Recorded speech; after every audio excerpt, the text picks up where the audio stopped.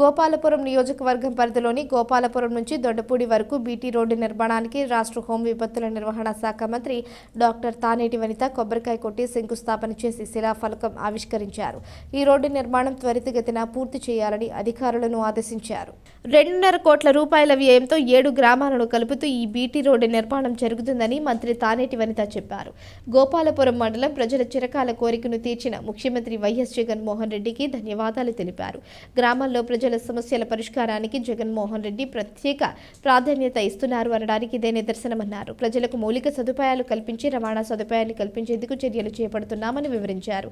ఈ రోడ్డు నిర్మాణాన్ని త్వరితగతిన పూర్తి చేసేందుకు కాంట్రాక్టర్లు సిద్ధంగా ఉన్నారన్నారు. అధికారులు స్థానికులు నిరంతరం పనులు పర్యవేక్షణ చేయాలని మంత్రి సూచించారు. ఈ రోజున రోడ్స్ అండ్ బిల్డింగ్స్ డిపార్ట్మెంట్ నుండి గోపాలపురం టు దొడ్డపూడి వెళ్ళే రోడ్డు ఏదైతే ఉందో 8 కిలోమీటర్స్, ఇది దాదాపు 7 గ్రామాలని కవర్ చేస్తుంది. నిజంగా ఇది చాలా కొద్ది రోజులుగా డ్యామేజ్ అయిపోయి ఉండడంతో ఈ రోజున మన గౌరవ ముఖ్యమంత్రి వర్యులు జగన్మోహన్ రెడ్డి గారు ఇక్కడికి ఈ రోడ్డు వేయడానికి శాంక్షన్స్ ఇవ్వడం జరిగింది. 2.5 కోట్లు ఇక్కడ ఇవ్వడం జరిగింది. మరి ఆ నిధులతో ఈ రోజున ఈ రోడ్డుకి శంకుస్థాపన చేయడం జరిగింది.